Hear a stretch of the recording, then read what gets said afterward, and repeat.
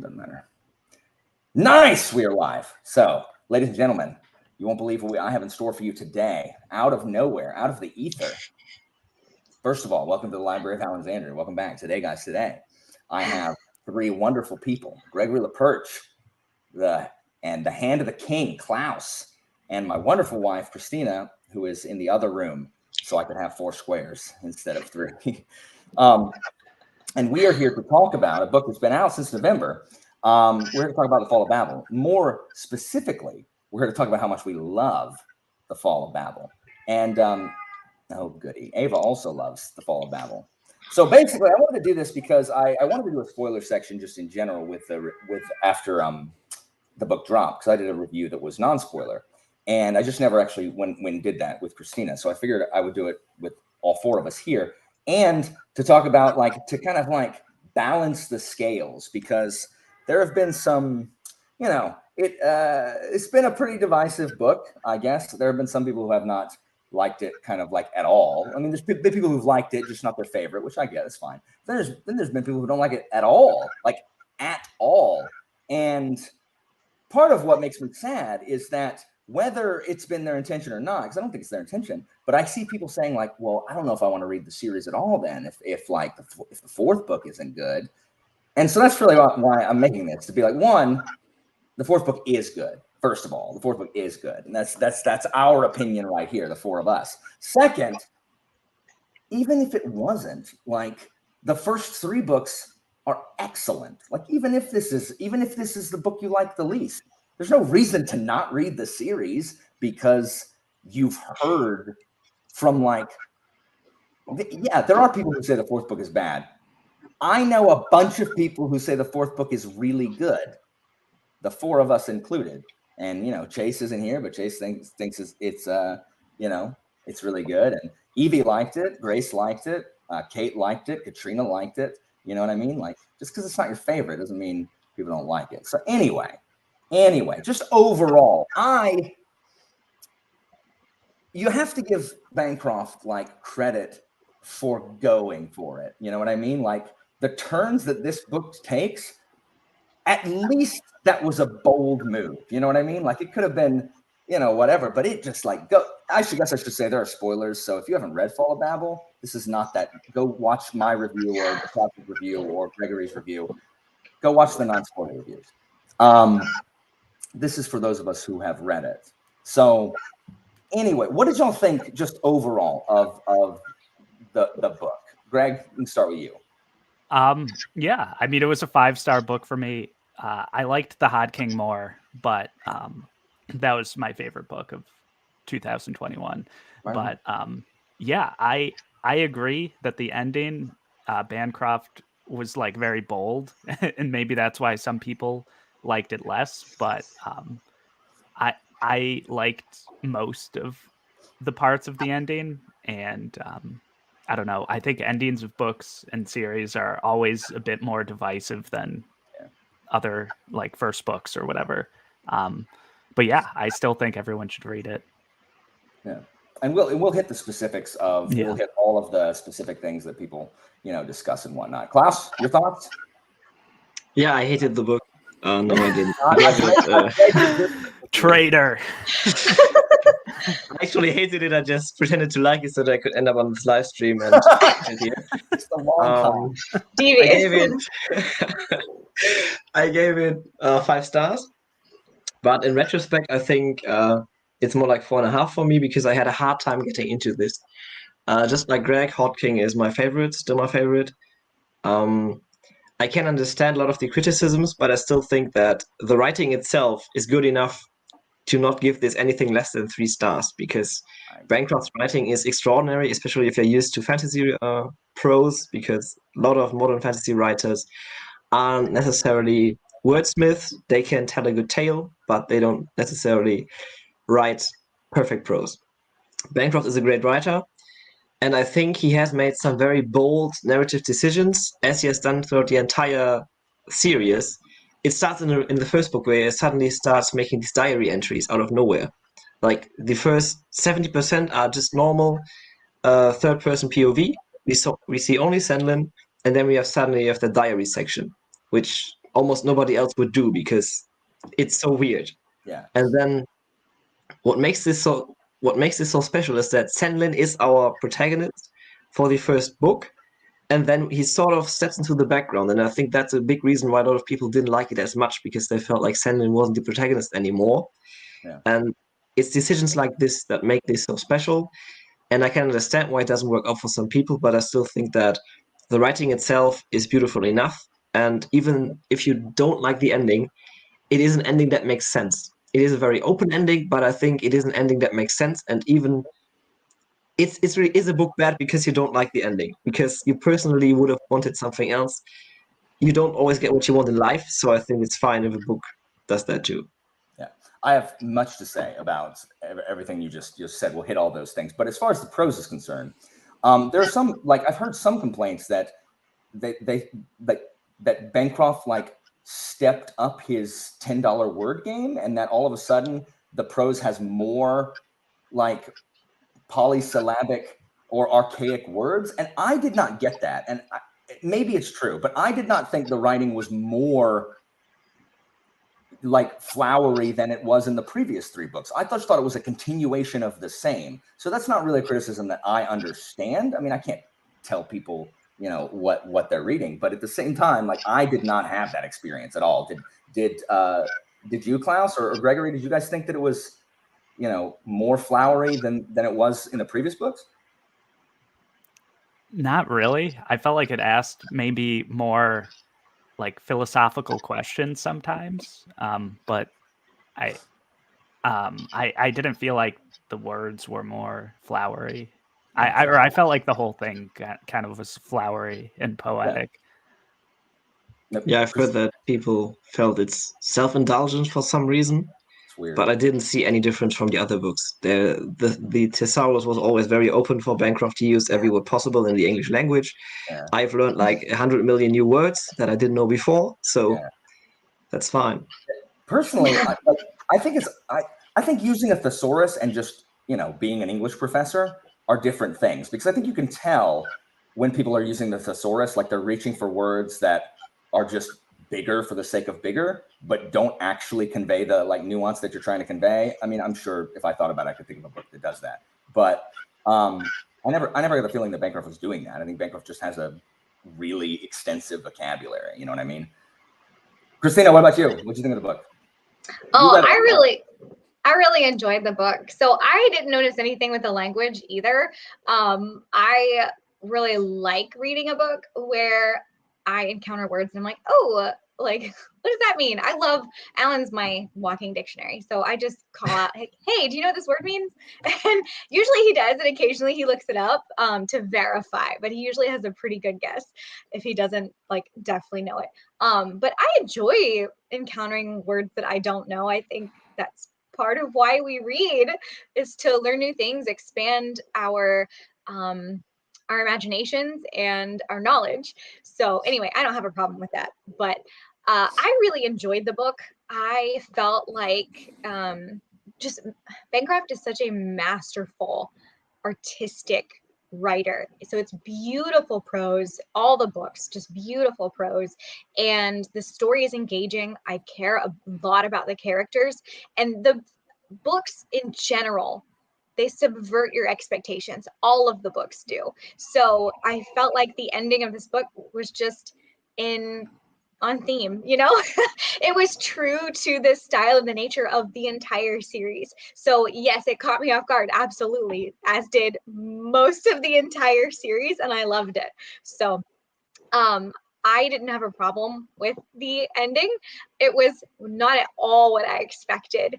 And in some ways, some characters had happier endings than I expected, and some had endings that were harder than I expected, and some questions were not fully answered. But that's okay. I felt like there's so much about this series that just rings true, that you read something and you're like, oh my gosh, that's exactly what it's like, and not in this book, but in one of the books they're talking about like moving around furniture to like achieve a more zen whatever, but then you just keep knocking your knees. And you know, I was like, that's exactly what it's like. There's so many things that just feel so like capital T true to me, and I felt like the ending was very authentic. It felt very fantastical, and yet like the events felt fantastical. The way the characters left off felt, the relationships felt so authentic. Does that make sense? Yeah. So I really enjoyed it. Well, let's start from the beginning, because the beginning is what's sticking in a lot of people's craw. Like a lot of people did not like the beginning, and the beginning, the first 150, 200 pages is Adam. Like I feel like it's just Hod King Part 4, because it does the exact same thing that Hod King did, where it was Senlin, then it was Valletta and Iron, and then it was Edith. Like they all get their sections, and then we have this, because the only other recourse would have been to make Hod King 200 pages longer. You know what I mean? Like we have to know what Adam is doing, especially since a lot of it is happening before where we are when we pick up in the modern day with Edith chasing down the Hod King, and Senlin and Taru and Fingal with Marat. And so what did y'all think of the Adam section? I personally thought it was interesting. Like it's the top of the tower, it's the Ringdom. Like it was so, kind of, I don't know. I liked that it was this place that has become so complacent in its opulence. You know what I mean? Like it is the corruption of luxury, where the bricklayer, we learn more about the bricklayer, and so some of the weird like in and out of time stuff is strange, but the bricklayer set this up for them to be like keepers, and the workers, he set up for the Hods, right? Didn't he set up for the Hods? Yeah. But then the people for whom it was set up like have forgotten what their ancestors were there for, and have turned it into they've kicked out the very people that it was set up for, which is just and everything is about appearances. It's like an extension of Pelphia, really, but in it's like a different Pelphia. And so I just thought it was neat, and I loved the conservator. Is that his name? The robot with the huge sword. Yeah. Like so that was, oh man, it was a trip. People said that they were bored in that section, and I was not, because I was finding out about another Ringdom. The Ringdoms are some of my favorite stuff. Like, did any of you guys read at the end where it has literally all the Ringdoms listed in the back? Like at the back, I read through those and was just like, wow, like what a mind, man. So I liked Adam deciding who he's going to be without the crew, because his identity for so long has been wrapped up in protecting Valletta, which is not a role that she even needed him to do, but that's what he felt like he needed to do. And so him trying to find who he is without Valletta, without Senlin's, I guess, oppressive moralism, Senlin being like, well, we're not going to do that because that's wrong. Like, I like the line where he says that he's a terrible pirate. Like, Senlin is just bad at things because of his moral compass. Like, he can't do anything. He can't commit to anything because he can't, be a rogue. That's just not who he is. So I enjoyed it. What about Gregory? What did you think of the opening section? Yeah, I liked it as well. Adam, in terms of he gets to spend time figuring himself out, because, like you said, the not having to worry about his sister or being a part of the crew, but also he doesn't have like the oppressive poverty that he kind of had before in his life, so he's freed up in that way as well. And he to me, he feels like almost a different character because the weight is lifted off his shoulders. I can definitely see how people wouldn't like that, because he's different, and we're in it like a new place as well. But for me, I thought it felt natural and like a natural progression to his character arc. And yeah, the Ringdom, I guess, is boring because their problems are like they're in like a utopia, but they still find problems and things to argue all day about. Like uber first world problems. Yes. Yeah. And then I remember one line at the end of the book is like a kid in the Ringdom talking about how he has a lever that delivers him pudding in his room or something. And I'm like, this is amazing. But yeah, that's like the level of like I don't know. I guess people can think that's boring or whatever. I don't know. Yeah, I mean, I get that it's not for everybody. Like I understand. Yeah. Like people are allowed to not like what they want, what they don't like. That's fine. I'm not saying that everybody's wrong. Klaus will do that instead. Yeah, that's why he's here. I am saying that it was not my experience. It's just bizarre that the reading experience was so different. Klaus, your thoughts? My thoughts. So, as mentioned before, I was not the biggest fan of that section. Multiple reasons. The biggest one is that I was never a big fan of Adam. Yeah. Out of all, I think nobody thinks Adam is his favorite character after reading the first 3 books, because he's not in them for a lot of time, and he is not very nice. He betrays Sen like 2 times, 3 times, all the time. So all the times, every time. So I was not really interested. I was really pumped to read this book because I think this was the first time I managed to get an advanced reading copy for one of a book that I really wanted to read. And then I started the book and it was just Adam, and I thought, okay, I guess we have to catch up with Adam because we have to know what's going to happen to him. And then it's Adam again, and more Adam, and more Adam. And it wasn't, I mean, it was interesting to see another Ringdom, but I wanted to know what's going on with Edith and Voletta and all the others. And so I asked myself, playing 4D chess as always, why would he have that section at the start of this book? And it obviously had to be because Adam is really important for the ending of the book.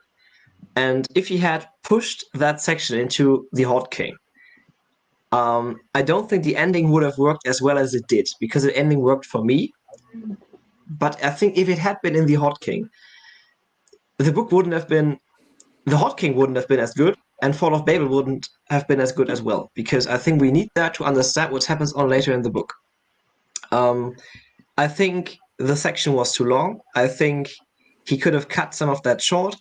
I didn't need that whole romance between Adam and I don't even know her name anymore. Runa. Runa. Yeah.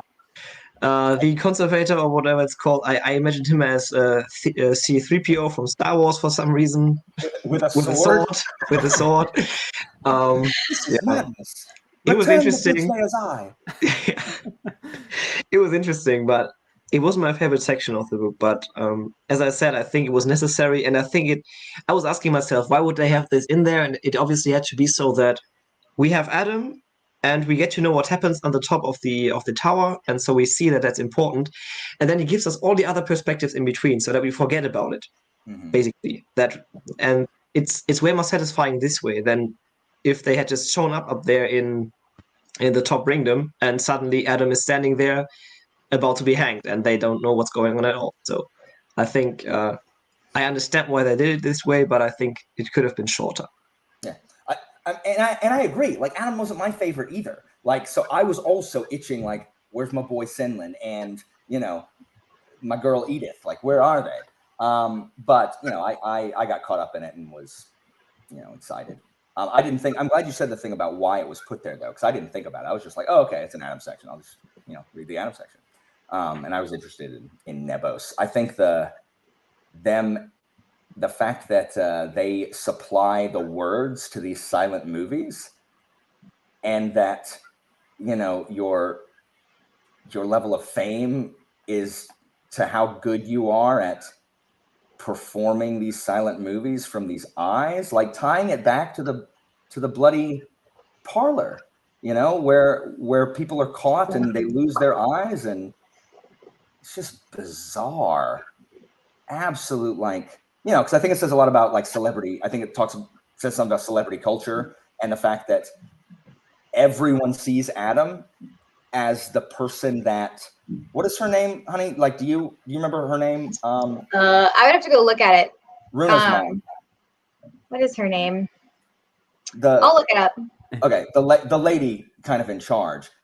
Everyone expects Adam to steal because that's who they have portrayed him as, this petty thief. And so and it's like that. I talk to my classes about this desire to be like how Socrates was like mocked, and rocks were thrown at him in the street because he's a crazy dude with a paper sack and no shoes walking around Athens, until he became this kind of local celebrity. And then all of a sudden, like the noble kids like want to be seen with Socrates, to be like, oh wow, look, I know. So all of these rich people now want to have their stuff stolen by Adam. So like, hey, what's this thing? Like, right? Oh, he stole from me. That is so like what it is here in America, that whole like proximity to celebrity thing. Like, oh, look, oh my gosh, so-and-so, Tom Holland punched me in the face and, dunked my face in a puddle of mud on the edge of the street. Like, oh my God, and you're not even mad because it was Tom Holland that, beat the crap out of you. He doesn't seem the person to do that, though. What? He doesn't seem the person to do that. Why are you slandering Tom Holland? I love Tom Holland. Did you find her name? Christina? Yeah, her name was Ida Alad. Ida. Okay, what'd you think of that first section, Christina? Okay, so I'm pretty sure that at the end of the Hod King there was a little blurb, and so I think I got to read like the first chapter, or at least look and know that it was going to be from Adam's perspective. So when I picked up this book, I knew it was going to start with Adam. And again, Adam wasn't my favorite character either. So, but I was curious. I was so curious about like what happened to him. How did these people know his name? And like, are they going to kill him? Like what are they doing up there with their rubber and their lightning? So I was very curious and excited to read it. And then through this section, I felt like I gained a completely new perspective on Adam. And I actually really enjoyed this section. I was sad when it was over. I was like, no. Like, I have to find out more about what happens here. Like, I want to know. And I felt like it was just such an interesting exploration of like the idea of like identity, first of all, because Adam's being told by these people, like, this is who you are. You are a thief. You are the, what do they call her? The acrobat brother. They may have had a different name. I don't remember what they called Valletta, but they're like, this is who you are. And then Adam even finds out what he's built his identity on. And I can't remember if this is later in the book. I don't remember the timeline of when this happens, but eventually Adam realizes that he's built his identity around being Valletta's older brother. And he's not her older brother. He's her twin. Like finding that out was so interesting. So anyway, just the exploration of the theme of identity, like who are you kind of thing. And how he got to explore a different part of himself in a new context where he wasn't with Valletta. So he couldn't define himself based on her. And this whole society of people was trying to define him one way, because that's the expectation set up by Ida's video thing. And I don't remember the word for it, but anyway, so that theme was really interesting. And then just the idea of like what happens to human beings when they don't have like productive work to do. What does a society become when they want for nothing? And I really think that human beings need like purpose. We have to have something to do that's meaningful to us, and seeing them trying to like create meaning because they don't need anything, right? So and no one's relying on them to produce anything, so they're trying to produce something that's worth of value, that has value and can add value to society, but they have to like reach for that and strive for that because it's not something that's actually needed.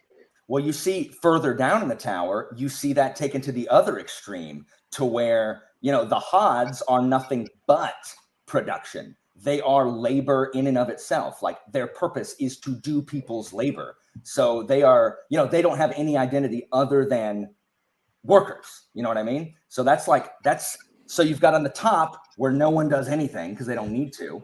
And then at the bottom or in the walls, the people who have no lives other than their servitude. So I think that's really interesting. So I really enjoyed that ringdom. So yeah. I think it's like they're watching reality TV, basically. Yes, I thought about reality TV as well. Your brother is watching you, so yeah. And then how they used Adam for like the story rather than accurately portraying Adam's life before coming up to the ring. Yes. But that's fine, because they wouldn't have accepted him if they had shown his actual life, because then they would have been like, okay, whatever, you suck, we don't really care about you, bye-bye. And so Ida, I guess, feels like Adam owes her for this kind of, celebrity status that she's imparted upon him. And he's like, that's not me though. Like, that's not who I am. And Christina, what you're saying about, his identity has been told. I think we all went through school. Every one of us went through school where people are mean. And I don't know if Klaus was like one of the, like, I don't know, Klaus, I don't know if you were like in the alpha predators, the apex predator in school, or if you were like the rest of us, to where, you do one thing, like school is horrible. I teach these kids all the time. You do one thing, everyone hears about it, that's who you are. You're that guy. It's like the episode of The Office where, Ryan sets the alphas on fire with his panini or whatever. He's fire guy. You know what I mean? And that's who Adam is. So, were you mean to kids in school, Klaus? Did you bully people? I was bullied. So what? Shame on you. Klaus, who could possibly have been above you on the pecking order? I wasn't always this self-confident. I only turned cool in 11th grade. So after you killed the person who bullied you, and I will not be talking about this in public on YouTube. I'll tell Klaus's story. What happened was there was an English project. Someone wrote a short story and gave it to Klaus to edit. And this is the person that bullied Klaus. And then Klaus gave a rant review in front of the entire class. And then Klaus became cool. That's exactly what happened. I believe it. That's his villain origin story. I also murdered that person, but I also did not. Because on the internet. Oh my gosh. So what? So Klaus didn't really enjoy the first part either. I know Katrina didn't love the Adam part either, but ended up, Do you have to mention that name all the time? I'm telling her, I'm saying that you and her agree, which is a very rare occurrence. Yeah, it never happens. The other thing is, so let's talk about, what did you guys think of the Marat section? Like, let's talk about Senlin and Marat. So I was waiting to see, because there is a possibility that Marat does actually believe some of what he's saying, at least for me. It's possible that I was just clueless and that he was a tin pot dictator from the start. But I was like, maybe Marat believes a little bit of it. But the most bone-chilling line for me was when, because he keeps Senlin close when he shouldn't. He doesn't trust Senlin. But at the same time, he is exactly that kind of egomaniac that we've all come in contact with, that has to prove how much smarter he is than the only other intelligent guy, which is Senlin, right? So he keeps him close despite the fact that he doesn't trust him. And Tom is desperately trying to keep his cover. And so he's trying to talk in Hodish, because that's what Marat makes everybody do. And so he does. And Marat says, Hodish is for Hods, Tom. And that line, it's so brilliant. That line encompasses everything about Marat's philosophy. He is full of crap. He doesn't buy any of this. He is a disgruntled lackey who is trying to take what he feels he deserves and wasn't given. He is utilizing people who are free, who are there for the taking. I mean, the terrifying lines about what he says, like, in order to take over, you have to restrict their informational input. So you cross all this out, and the only input they're getting is from you. You're feeding them everything, that all the knowledge they know is coming from your mouth. That's why he has marking out all those books. But just because I thought there was a chance that he actually believed in, like, the Hod's cause, because the Hod's deserve a champion, and then he's just like, yeah, I don't buy any of this. Like, you're not a Hod. Come on. Like, we're better than they are. I was just like, you piece of trash. And then when he stands up and everyone's like, I thought you couldn't stand, he's like, yeah, I know, right? Like, and he just shows himself to be more and more the thin-skinned bully. he can't stand criticism. He can't stand to be, seen as anything more than what he's trying to project, which is why when people see him stand up, he has to kill all of them. When Marat goes on his murdering spree in the Bridge of the Hod King, I'm just like, what is happening? So, and then he keeps Senlin close by, and everything that he's trying to do, I thought was really, really good. And this goes back to one of the things that what you said, Klaus, about how Senlin has kind of become a secondary character in his own novel. And a bunch of people who didn't enjoy it said those exact words, that the main character is not really the main character of his own story. Well, he hasn't been really since partway through book 2, really. It's been more about them and about the tower and about Edith, really, and the Sphinx.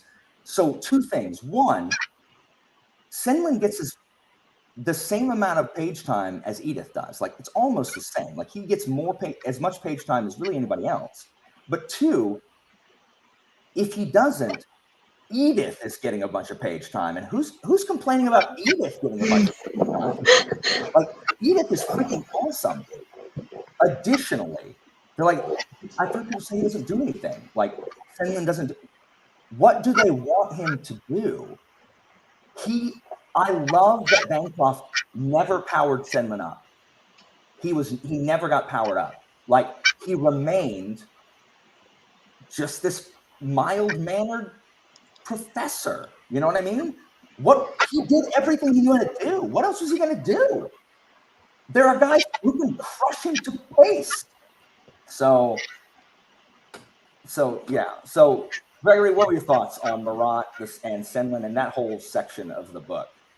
Yeah, I really like this part as well, because I do think Senlin gets powered up a little bit in terms of his ability to lie and be like deceptive and go undercover and stuff. But other than that, yeah, he's not really. He's still like the same person and the same power level outside of that. But yeah, I do like the undercover spy thing that he does, and learning about Marat. Yeah, I had a similar opinion to Marat as well, because when we meet Marat in book 2, that was before we met the Sphinx, and we're only getting his side of the story. So, and he hates the Sphinx, and obviously there's huge problems in the tower. So I was pretty much with you, Alan, where I actually thought that maybe he's kind of like the protagonist, or will be on his side. And but like he just lied basically about everything and he's awful. He's just awful. He really is. But I feel like that's the way for most charlatans, or the way most people see charlatans. Like, the more you see them, the more you kind of like figure out, oh, like, this person doesn't believe anything they say. And yeah, that was my thoughts. But I thought he was done very well, just because, like, earlier on, it was hidden how devious and power hungry he was.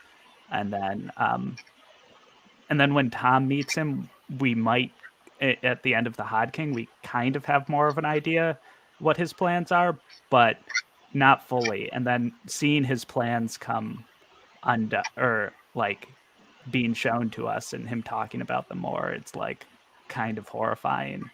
And then it just adds tension and stuff. So yeah, I liked it a lot. Because his plan isn't to restore a new order. His plan is to just overthrow the Sphinx and take over. Like, Yes. It's not. He's not going to make it better. He just wants to be. He wants to be in charge instead of the Sphinx and the bricklayer. Yeah, and he's like worse in terms of like propaganda and like just being oppressive and stuff. Awful. Klaus, your thoughts on Marat, Senlin sections? Marat is a deeply misunderstood character. No, but is he worse than the Sphinx actually? Because the Sphinx is living forever, and he isn't. So at least you have a tyrant that you can bring down by him just dying naturally. While the Sphinx, of course, the Sphinx is nicer to people, but Sphinx hasn't really done her job for a while now. She's just sitting back in her whatever laboratory or whatever and doing nothing. And so she basically gives him the window, the opportunity to step in and take control. I like him as an antagonist. What I didn't like about the Marat section was that we had that Team Marat suddenly introduced, like the bad Avengers. I would have liked to see those before, because suddenly we have one antagonist for every single one of our heroes, and they are all introduced in the final book. So I felt that that was a bit too much for me. But I like the dynamics. I like seeing how ruthless he is, especially that scene when he kills all of his officers in the bridge, which was just like, I was like, okay. I mean, just because you can stand, really, like, okay. And of course, he's very mustache twirling Bond villain when he's explaining all of his evil, nefarious plans to Tom. But yeah, that is. I like these sections. I thought the ending that he has as a character is very satisfying. So I like those sections, but I would have preferred to see more of Sandlin, because he was the most interesting character for me, other than Voletta, which is a hot take, I think. But yeah, I'm with you. I am, yeah. I love some of the speeches that Marat gives, like where he's just like flexing on Senlin, where he's like, "Hey, like you can't do anything. I did this, and what do? You sit there and you know you whine and you're like afraid or whatever. You could do this, but you're a coward and all this other stuff. Like, I don't have the book. Christine has the book, but there's sections where he just is like coming down on Tom about how much smarter he is than Tom. And I love that when Finn Goal was talking to Edith and the rest of the crew, and he's like, "Hey," he's talking to Mari. He's like, "Look, Sinlin's going to be fine because Marat's going to underestimate him the same way that I did. Like Tom, everyone underestimates him as just this rube, and he is going to be trouble for them because of that." So I do like that he's constantly underestimated because of his, mild-manneredness. Klaus, I do agree about the other Wakemen that I wish we had seen more of them. But you brought up a good point about the Sphinx. Why did the Sphinx stop doing her job? Like when the Wakemen stopped obviously reporting in, why didn't the Sphinx do anything? Do we have a guess? Did she ever say? No? I guess Maybe like because Bancroft had to write this book. And if it hadn't happened, then he could have written just Tom going to the tower and not finding his wife and returning. Because it seems like literally every one of the Wakemen, except Edith, has just gone bad. So, Christina? I mean, I think she was getting older, so I don't know if maybe there was something about like just being like kind of tired of and feeling like maybe a little powerless and jaded. I think there's some sadness that she has about the Wakemen, or had about the Wakemen. You know how like when Redelman comes back and she still has like compassion for Redelman, even though he was being used for horrible, the commissioner, I think was his name, was like controlling him and having him do like terrible things. But she still has compassion for him and doesn't just look at like what he's done, but I think sees some. I think she carried some of the burden of what they became, if that makes any sense, and kind of felt like it was her own doing to some extent. And so I think maybe there was a bit of a like, how do I say this?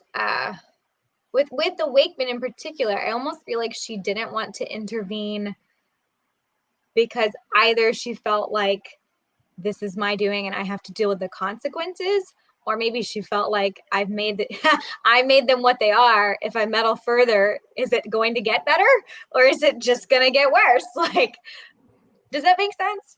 Yeah. I don't know, but that's kind of how I was interpreting it.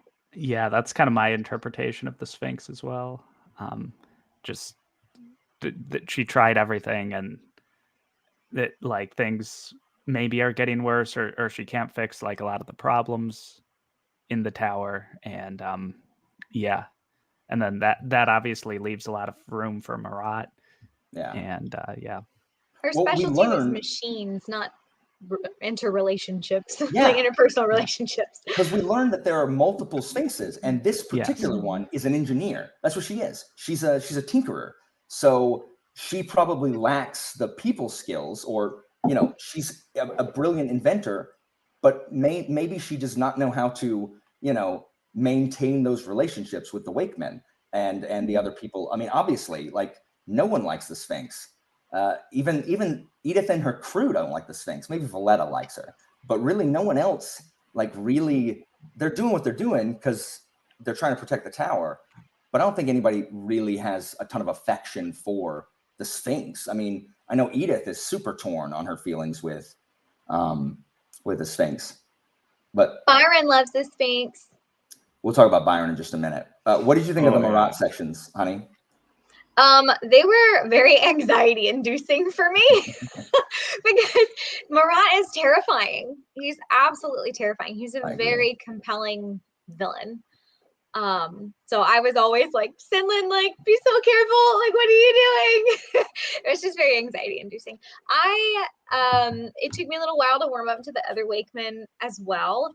But I thought that they were interesting characters, that they each had a little bit of, what do you call it? Just they didn't feel like caricatures of people or villains, if that makes sense. Like, they had like just enough nuance to them. Except the drunk one. Yeah, maybe him. But like the was it Gedge that thought he was so like smart, and so Marat would like play on his arrogance, and it was really cool to see how Marat knew how to manipulate each one of them. That's what makes Marat terrifying, is his ability to manipulate everyone around him. Yeah. I also like that. I like that Bancroft called him Marat, because I think that is some choice to give him the name of a revolutionary. Yeah. And not just give him some name. Yeah. What did you guys think of the of Marat's end, where it who kills him? Edith and him have a sword fight in the medium room, like the hurricane room or whatever. But does Redelman like pushes him over the edge or something, right? Yeah, he basically hugs him and jumps in there with him, and it's Gollum and Gollum falling into Mount Doom. It is one-on-one the same scene, and I would have preferred if Tom had fought him, because I felt like that would have been way more satisfying for everybody involved. But then he couldn't, because Senlin never, as you said, he never was really empowered. He never got that update. He never learned how to fight, and so it would have been ridiculous to see him fighting Marat. Yeah. Exactly. And so I agree. Like, I think everyone wanted Tom to fight him, but Tom didn't know how to sword fight. Like, Marat would have murdered him. Like, Marat was completely. Yeah. Sinlin holds his sword. Marat just flicks it out of his hand and then runs Tom through. Done. 2 seconds. So I don't know how else it could have been done, other than like Sinlin maybe using somehow, like tricking him somehow. But I don't know. I'm okay with Edith because I love Edith. I'm an Edith stan for sure. So I am fine with Edith fighting people. She's one of my favorites for sure. I know you and Gregory are big Valletta fans. Christina, who's your favorite, if not Tom? If not Tom, then Edith. Yeah. I gotcha. So let's talk about the crew of the State of Art. The State of Art crew. So at the end of Hod King, we see them escape. because of the whatever makes it fly that isn't the balloon, right? So they escape, and they're trying to hunt the Hod King, and those are some cool scenes, I think, when the Hod King comes out before they know Tom's in it, and they're trying to blast it off the side of the tower. I was like, oh my gosh, what's going to happen? Guys, Edith, stop, Edith. And I thought it was really well done, the kind of incredibly awkward scenes between Maria and Edith, because Maria knows what has happened, right? And Edith feels bad for it, that, she kissed Tom, and that, Tom clearly has feelings for Edith because he thought he was never going to see Maria again.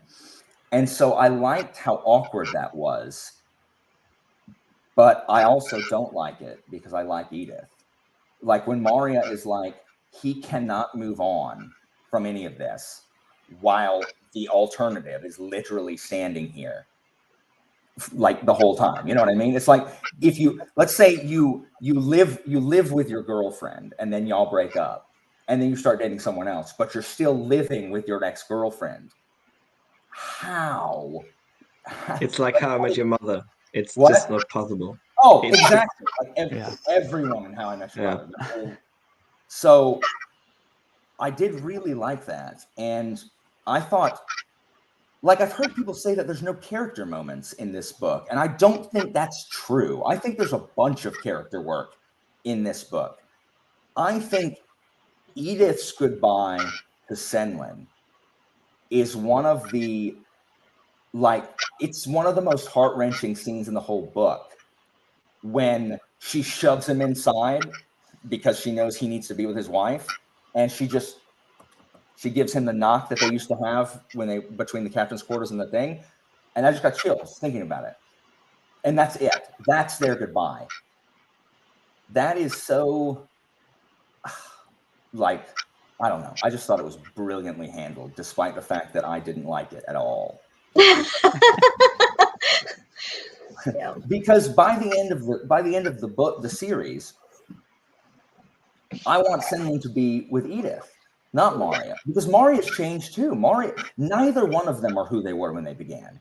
Like the carefree, happy-go-lucky, like, let me play the piano in the middle of the party. That Maria is gone.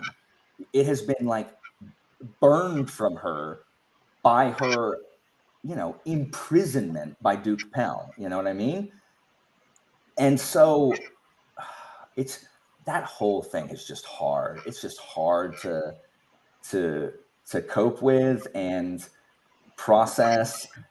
And, I think what makes me like the saddest is the fact that the reunion didn't last long. Some of them didn't even get a reunion. Valletta never got to say goodbye to Irene. And that is just like, ugh.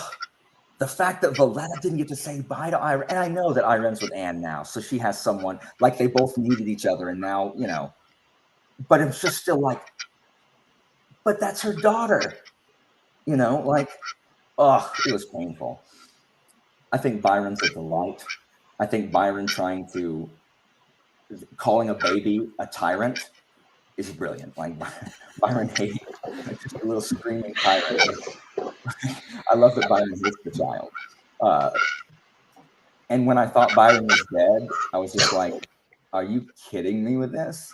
Like, are you kidding me with this right here? So who was it?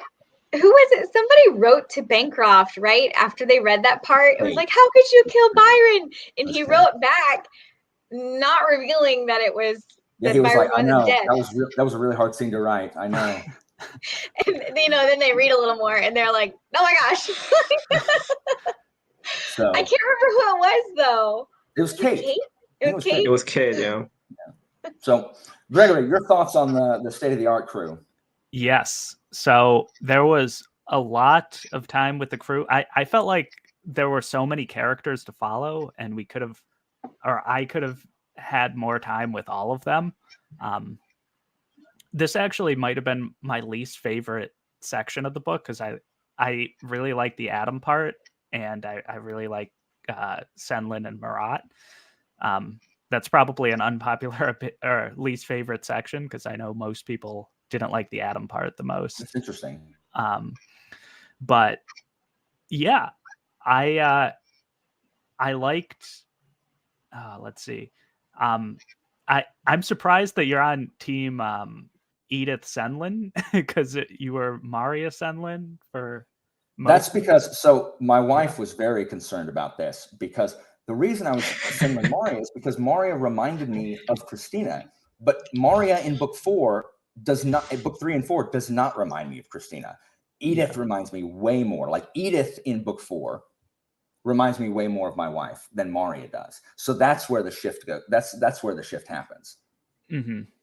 Yeah, and definitely Maria and Edith have like very awkward interactions, and Senlin's just not there for any of it, which makes it probably more awkward, because no one knows where Senlin's at for the whole time.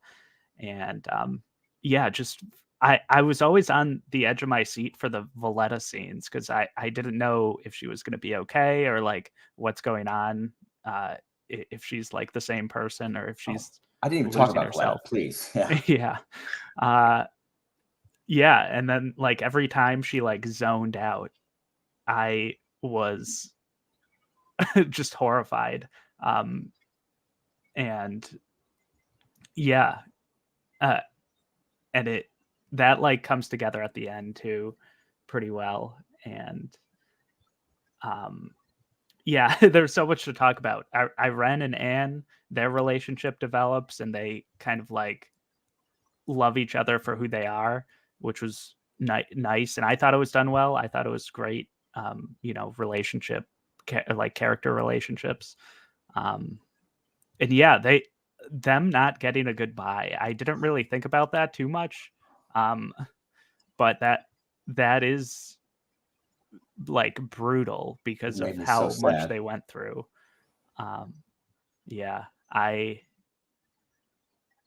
It was good though, and I did like the fight scenes as well with the Hod King like crawling around or whatever it does, crawling like tentacle in. Did y'all ever watch Ninja Turtles? Anybody ever watch the cartoon Ninja Turtles? No. Klaus, it's like the little drill thing from the Technodrome, where Shredder spits out the thing from the Technodrome that burrows up in the earth. That's what I pictured. That and the apparatus of Qualish from Dungeons and Dragons. That's always what I picture. I'll put a link to a picture in the private chat that I click on and show you what I thought of it. We'll talk more about Valletta in a minute. Klaus, what were your thoughts on the state of art sections? Yeah, those were my favorite parts. They have been my favorite parts in the last book, and it has been my favorite part in things already when they were together still. Really enjoyed these because those are my favorite characters of the series. Also, I always like that device that you have multiple characters whose perspective we get and them being in the same place, so that you see their own version of themselves, what they think, they appear to other people, what they are doing, how other people interpret what they are doing, and then we see the effect they actually have on other people, because we see their view as well. I always enjoy reading that, and I think he did a marvelous job at doing that. I think all of them have none of them felt like a vessel, or none of them felt like they were a secondary character. They all are protagonists in their own right. I was not happy that we didn't get to say goodbye. They didn't get to say goodbye to each other, because I was expecting that. I was totally expecting that to happen, because I have said multiple times, my theory is that this is just Lord of the Rings vertically, because there's so much stuff, not just that section where he kills off Marat in that and he dies, but how does it end? It ends with the hero going on a ship. I mean, it's a spaceship, but still, it is a ship and it's sailing away, and we do not know where they are going. We have no idea where they're going, what's going to happen to them. There's so much stuff from Lord of the Rings in terms of themes, in terms of how this entire journey really happens. It's amazing to see, but I would have loved to see them saying goodbye to each other.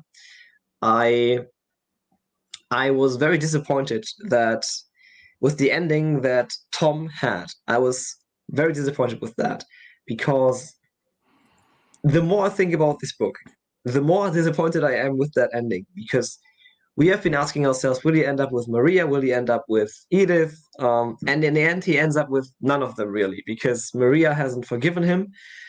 And they are so weird around each other now. They really have to get to know each other again. They don't know each other anymore because so much has happened. They are not the same, as you've mentioned, they aren't the same persons they have been before they were separated. And I think and he's separated from Edith forever. And we have seen Selin and Edith for 4 books, or for 3 books at least, of the series. We have seen their amazing chemistry, have seen how they develop respect for each other. And then she's left behind and he is flying away in the spaceship. And I understand why people are not happy with that, because I am not happy with that either. I know Christina has thoughts on that. That's the part that Christina has talked about the most. But before I let you get into it, Christina, I forgot what I was going to say. Something about he's flying. I literally forgot. Maria, he's with Maria. Is there different people flying away? Sinlin on the spaceship. Yeah, I guess I don't know. I have no idea what I was going to say. So, yeah, the fact that I was going to say, I don't think Maria had enough to do in this book. Again, the 4 of us are fans of the book. Like we love it, but I think I struggled most with, I think Maria was dealt an unfair hand in this book because we've got Iran, Anne, and Edith, and then we've got Maria, who doesn't have anything to do. And I think the book's unkind to her. And I think she appears much more severe than if we maybe got something from her perspective, if that makes sense. And it's because she doesn't have anything to do except sit here in this traumatic situation where she could die at any moment after escaping from It is the same situation as in How I Met Your Mother, because we follow them around. We see Robin and Ted, and only in the last season we see the mother, and we do not really care that they get together because we haven't seen them that long. And that's the same problem we have here. We know that Maria is important to Senna, but we have just seen her in the first book for 2 chapters or something. Then they lose each other, so we don't really care for them having the perfect happy ending. But we want them to have the happy ending because Senna keeps telling us it is so special for us. But still, in the ending, we want Edith. Edith. I mean, I think part of the issue is that Maria that Senlin has told us about, we don't really see her, and it's not her fault. Like, she's been in captivity. She's been changed. Yeah. So it's not her fault. And so I just think I think it's a confluence of events that makes it unfortunate for the Maria character. Because honestly, like, I thought Maria was kind of mean. I'm like, Maria, like, I don't like, why don't you go on ahead to space and let's let Senlin be Mr. Senlin to Captain Winters. Like, what if we just did that instead? You know what I mean? Like, that's where I was, because she's harsh in this book, I think. And Christine, I know that's where your thoughts segue. Okay, so I have so many thoughts about Sinlin and Edith and Maria. So I was never rooting for Sinlin and Edith to be together for multiple reasons. But one of them being Sinlin cared deeply for Edith, but he was always divided. And I was, in my head, I was like, Edith deserves better. She deserves someone who is wholly devoted to her. And like, she's such a cool character. So it wasn't that I didn't like Edith. I love Edith, but I wanted, if she was going to be with anybody, I wanted her to be with somebody who I felt could be her equal. And Sinlin, one, is not as, what do you call it? Like, he could not be fully devoted to her. And because of his devotion to Maria. And at a certain point, it was kind of became less about who Maria was and more about who Sinlin was, that he was like, I made a commitment and I have to see this through. Like, I have to find my wife. I have to, if she still wants me, I have to be there for her, kind of thing. And then the other thing was, I feel like Edith is such a better leader than Sinlin is. So when she's making the call about the Hod King after she realizes he's in it, she does not tell Maria, and she's like, we still have to do what we still have to do.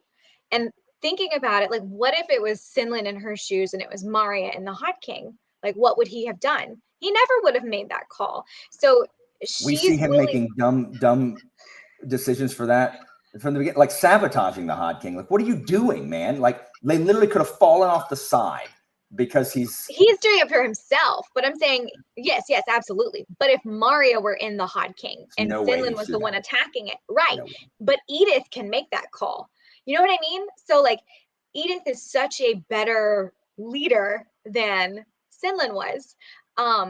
So I just didn't feel, I loved their relationship and the like deep respect and friendship. And there is a kind of love there. And I don't know from Sinlin's perspective. I don't know. It just, there is a kind of love there, but it didn't feel to me like it could have been a successful romantic love, if that makes any sense. And so from Edith's perspective, like, I love her story. I think you just get to see her be stronger and stronger and stronger as she's choosing over and over to sacrifice herself and to be willing to sacrifice sometimes her friends for the sake of the whole, for the sake of the society, for like mankind, you know, to continue. She's able to make these really difficult decisions. And so when she says goodbye to Sinlin, like Sinlin, it's almost like he's not strong enough to make a choice. And so I that's my saddest thing, I think. The two saddest things. I wanted Sinlin to definitively choose Maria, and he didn't. Edith did it for him. And then the other thing is, I wanted Maria. I wanted her to be just more vulnerable, I think, with Sinlin. And it's like she's trying to still protect herself. And also, it's like she's like, well, I have suffered, but also Sinlin's been through the ringer too. Yeah, and she doesn't seem, you were telling me when you were reading it, it's like she's not considering him at all in what he's gone through. Right. And so I know that like her trauma, she's working through her trauma. And I think when people are hurting like really badly, they don't always have the capacity to be there for somebody else who is hurting.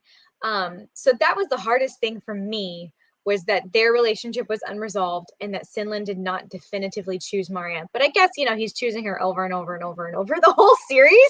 So, and the speech that Fingal and Taru are giving Maria, where they're like, your husband is pursuing you, like he will stop at nothing. Like that was a really cool testament to his sacrifice, I think. So I can probably be okay with the fact that he didn't get a chance to choose Maria.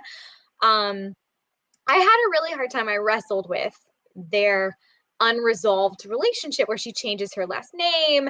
And, but I have a lot of hope for them because you see them side by side facing this unknown. And I think that a lot of marriages, right? People change over time. And so just because you got married to someone doesn't mean that you get to stop pursuing them, right? So getting to see them, she's not pushing him away. She's not rejecting him, and he's still pursuing her. So I think that there is some hope there that they are finding separate purpose and identity, but they're also reacquainting. Does that make sense?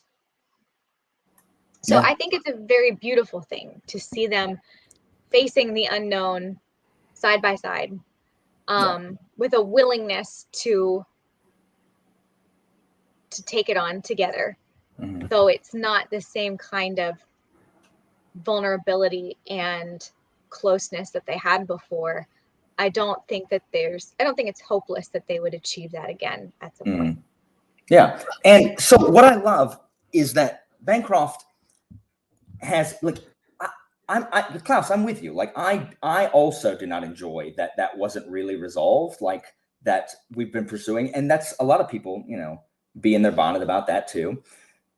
But I really like that Bancroft went somewhere different. You know what I mean? Like, especially like some people who, you know, are like, oh, I went somewhere different, like subverted tropes. Like, okay, where is all of that love of subverted tropes here? Like, I thought you loved subverted tropes. All of a sudden you don't? Oh, okay. It's just, I was expecting the reunion. Like, I was looking forward to the reunion of everyone, the Iron and the Valletta reunion, the crew reunion, like all, like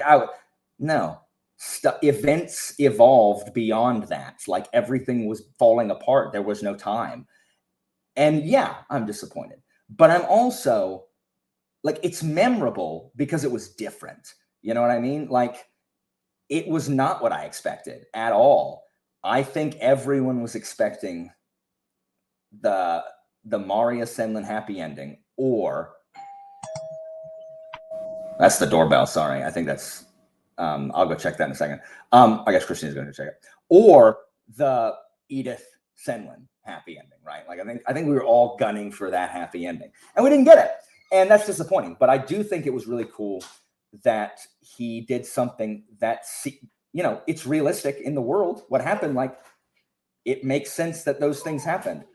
It just wasn't my favorite. You know what I mean? And so I'm trying to weigh that. Like, when I think about the book, like, I didn't enjoy the book less. I was just like, oh man, dang, I really wish that had happened. So we can talk about the ending and some themes and stuff. We've talked about a ton. The ending with the fact that the bricklayer is an alien, and, you know, there's a bunch of different towers that are all headed to wherever he's going for, like, war or something. Like, I don't know. Like, all the towers are there to power the spaceship to take it to where the bricklayer and his people are. Man, that's out of, like, that is just boosh. Like, that is, I don't know. Like, that's going for it. You know what I mean? And then Adam and Valletta are, who's the pilot? Is it Valletta, or is Adam the pilot and she's the co-pilot? I think it's Valletta. I can't remember. Yeah, and then the freaking, and Redelman's in the, like, in the system. In It's the like, system, yeah. Yeah. So it all has to do with the medium. Some people had a problem with the medium because of, like, you know, we learned so much about the medium. All of a sudden, the medium can do a whole bunch of stuff, which, Yeah. yeah. I mean, I don't really care. I mean, the medium was always magic. Like, it was magic from book 2. Like, you know, it revived Redelman. And so I just thought, like, it was bizarre. Like, the ending with, like, spaceship, I was like, what is happening? And, you know, it took me a minute to be like, whoa, this took, like, a heavy sci-fi turn, like, in a second. But I had started suspecting something when we were watching the bricklayer and he got crushed, but then, you know, whoop, like, blinked out of existence. So I was like, okay, something weird is happening. And then, you know, Valletta falling in and out of time type stuff. So, and yeah, I just, like, I wish I had my notes about, I'll actually look while Gregory's talking, just some of the thematic elements I really liked. I mean, I just liked the themes of, like, hey, you're supposed to be taking care of this and you're not, you know what I mean? Like, yeah. Like, the bricklayer left you guys in charge of this. He entrusted the care of this tower to you, and you have let it go to rot because you're greedy and lazy. And so everyone below you is suffering because you didn't do the job that he left you to do. You know what I mean? So I enjoyed that. Gregory, thoughts on the ending, thematic stuff? Yeah, I really like the ending, even though it's not super defined on a lot of levels. The Senlin Edith stuff, or Senlin Edith Maria, whatever. Well, I guess Edith and Senlin's well defined, but yeah, I agree with Christina on Maria. I felt like she was going to join the struggle, and but like she was like, no, I'm just raising my family. And then that was kind of Senlin's choice at the end, somewhat. Like, does he want to be part of the struggle, or does he want to be, does he want to just have a family and live with his wife and be a teacher? And I felt like he wanted to be a teacher, and then Edith helped him say, yes, this is what you want to do, or that's how I perceived it. And then that also ties in with the Sphinx choosing Edith to succeed her over Senlin, because Edith has like the charisma that Senlin just doesn't have. Senlin's not really a natural leader. Senlin can't make tough decisions.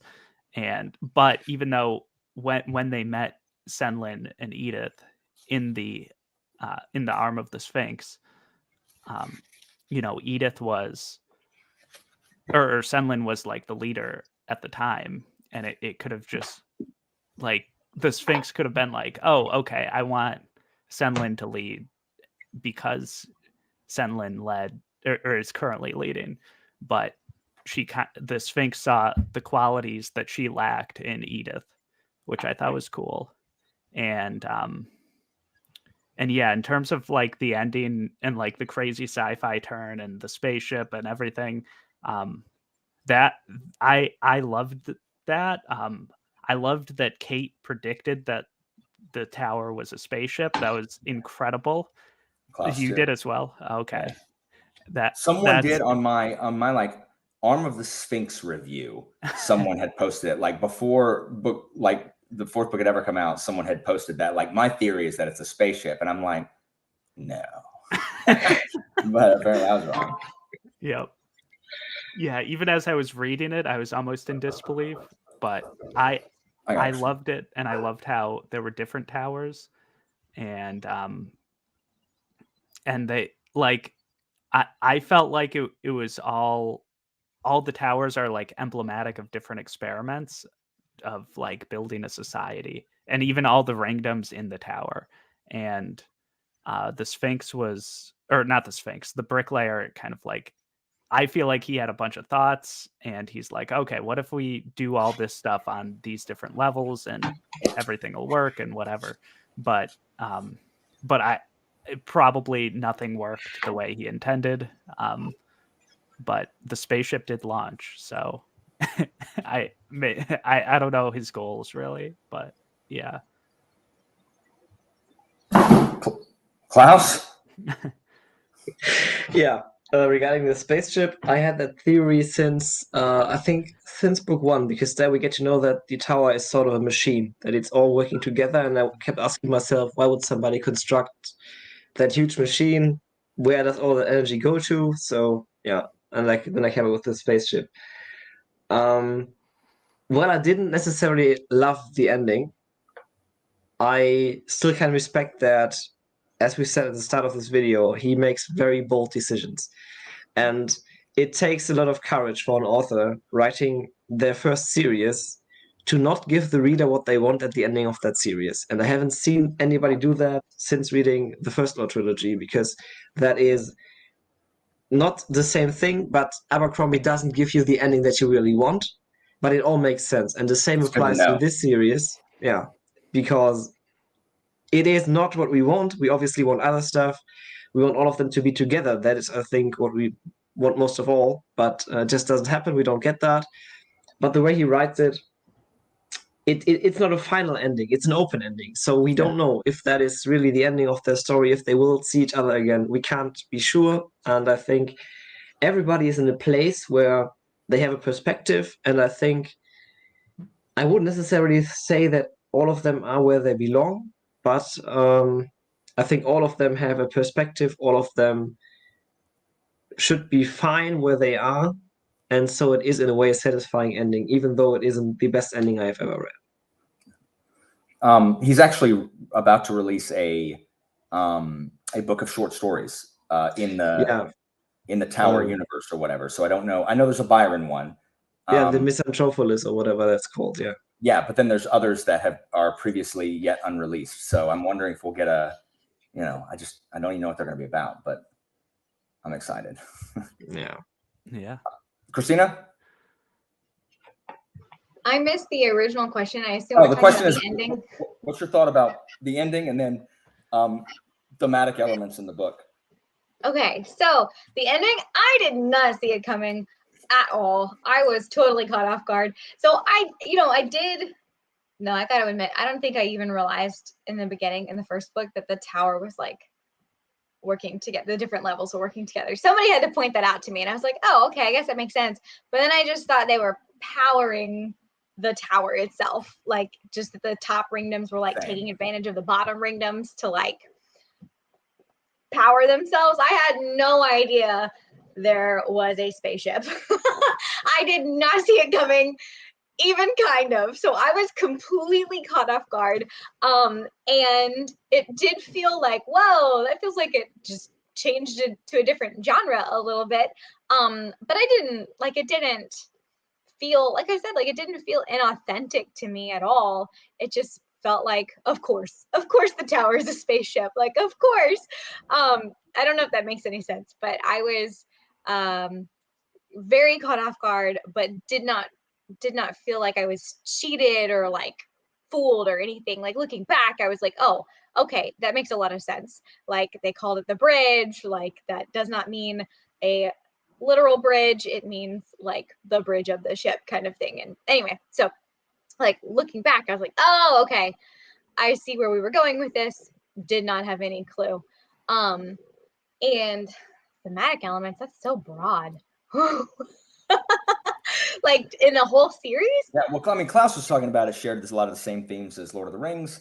You know, there's obviously some classist themes of the fact that the Hods went from literally first-class worker citizens to slaves. Like they went from, you know, the working class is literally like they are the masters of this tower to now they're slaves, you know, in like 2 generations or whatever. It wasn't even a long time. So yeah, and also the poor bricklayer went to all this work to like, you know, ship a group of people, and oh my gosh, he's getting primarily like the worst of the tower. like they're gonna be useless. Like these people don't know how to do anything. Anyway, like, joke's on you, bricklayer. Like anyway, I think that's kind of funny. Like, but so the theme that like the last book seems to really drive home to me is the power of education and how important that is. Because, you know, Zinland is a teacher, right? So that's really important to him. But I think that you see in Marat, his like getting rid of like his censoring the knowledge that the people under his control have access to, like how dangerous that is. And then you see how dangerous it is when people forget their history and they don't know where they've been, where they've come from. They kind of forget their roots. So like those two things, you see Sinlin kind of fighting against that in the very, very end when he's starting his little classroom with the rescued Hod children. And I think that theme is something that I didn't necessarily pick up on immediately, but once you get to the end of the series, it becomes very, very evident that it's an important aspect to the story.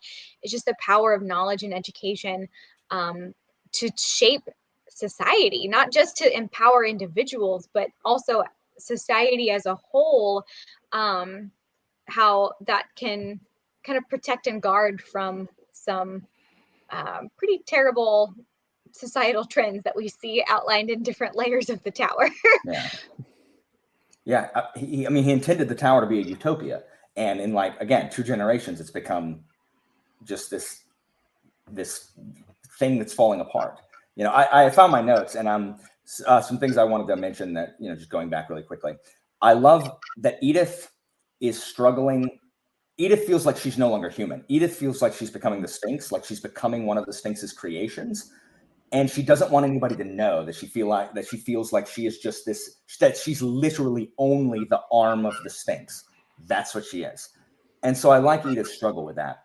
I also I wrote the line down that she's angry She's angry because she realizes that what's happening isn't right and that no one else cares. Like, she's furious that she's the only one that gives a crap about what's happening. And that kind of like indignation is fueling Edith this whole time. And I also wrote that I thought it was really interesting that both Senlin and Edith are having to make Marat-like decisions in order to bring Marat down. Like, they're having to go down into the mud if they're going to bring him down. Like, they have to make decisions the way Marat does, which is not considering anybody else, or else he's going. It's like, if you're playing a game and everyone else is cheating and you're not, you lose. Like, you lose. That's why everyone's winning, because everyone's cheating. And you can take a stand, and that's fine. You can take a stand, but you're going to lose. And that's why politics is so poisonous. You can't. There's no place to take a stand. Guess what? You lose. Everyone else is playing by a different set of rules than you are. And that's why it devours anybody who goes there with any kind of freaking, idealism. I hate politics. And I was a poli-science major, and I teach Greek and Roman politics also, and I hate it. And then the analogy that Fengal uses calls Tom a tick. Like, he's just sitting there, like, just like waiting to bring down everything. He's just a blood-sucking tick that's going to bring everything down. But I also have a quote from Bancroft, because when I was messaging him on Twitter when I finished reading it and being like, oh man, this ending, like, I'm just like, what do you mean they don't live happily ever after? What's going on, Miss Bancroft? And he's like, I felt that it was the happiest ending that the Tower would allow. Like, the Tower is an absolute vampire. Like, the Tower is a, monument to human vice and, arrogance and the worst in us. And it didn't begin that way, but that's what it's become. And so he thought that, that's the best the Tower is going to give anybody, because of just what a horrible place it was. And I was like, I can see that. I don't like that, but I get it, but I don't like it. So yeah. Final thoughts on the ending, and or anything else you want to say about this book? Like, I like that we actually, I think you can be critical of a work and still like it a lot. You know what I mean? Like, you don't have to be ignorant of the things that, ignore the things that you didn't, like the best. I mean, Klaus snuck in here. Klaus gushed and snuck in here, and it's like, and I did not like this part. This part, I hated it, and I thought that they should do something else. And I will never read another book by Bancroft ever again. Yeah, no, that's not true. That's surely not true. No, that's not true. Are you guys planning on reading The Hexologist when it comes out? Yeah. Yes. I'll read whatever. I'm excited to see what you say, Gregory. Sorry. Or I'll read whatever he writes. Yeah. I hope that when the short story thing comes out, we can all read it and see what we think. I hope there's something from like The Bricklayer or Nebos, or something from that little thing, so we can get like a glimpse. So, but we'll see. Any final thoughts before we sign off? I appreciate you guys being here talking about this book that we haven't read since November, really. But I think we remembered a lot of stuff. So yeah, I forgot to talk about themes in my last thing. Oh, do it. Yeah, go. I loved the themes. I felt like like every epigraph, not just in this book, but like the words at the start of the chapters, they all touched on something either about the Tower or about like maybe like even like more deep, broad things like human nature or like society building and power structures. I think if you like themes, you'll like this series a lot. Just building power, like you were saying, Alan, with like Marat, and you have to like get power, use power to take down someone who's like unfairly, quote unquote, taking and using power or cheating or whatever. And then the fable at the end was great about when Senlin's telling his new students what is and then he tells the story about the old man who has a treasure chest that grants him whatever wish he wants, and then he wishes for something for his son, and then his son dies or whatever. That was great, or I loved it. And then Senlin teaching his kids that it's not enough to know that something works, you have to know how it works. And just so many, or I feel like he was very insightful in a lot of ways. Also, I thought about I read this like a month after Nelson Mandela's autobiography, and in terms of balancing whether you like do some sort of like large grand political struggle with like your family and what you want. That was like a very big theme in this book. That's cool. And it was a theme for a lot of the characters. Cool. I will also say that this book has the story so far in like any book that I read, where it begins with what's the guy's name? Oren Robinson. Yeah, Oren Robinson. He's the goat. He's the goat of writing. I want to read a novella written by that guy. That's all I want. That guy. Oh, what an authorial voice has Oren Robinson. Like you can tell what he thinks of anything that he's writing. He is a big fan of himself. I love that. I like stories so far anyway, and so I like that it was an in-world story. So it's very meta. It's very weird, but par for the course. Yeah, the New York Times is going to hire him. Yeah. I just want to jump in and say I also would love a collection of the poems from Music for Falling Downstairs by Jume, and all of the little what are those things called? I'm blanking on the word. Yeah, all of these guys, like the world building that was done in there was just really cool. Yeah. Side note. Yeah, the supremacy of the color orange. That's all I needed from these books. I think it wasn't Hot King, but that was the best. I'm on the purple train, but I know you're wrong. It is that will be the issue at which you stab me in the back and take my hand. It will be over the color purple/orange. Anyway, guys, thank you so much for watching this. Hopefully, we would love to know your feelings down there. If you didn't like it, that's fine. Like, you're allowed to not like it, but Klaus says you're not.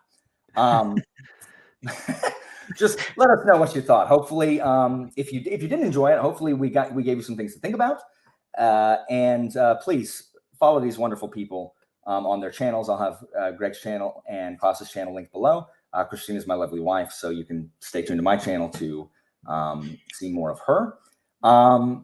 Thank you guys so much for joining me and talking about this book. And hang tight while I end the broadcast.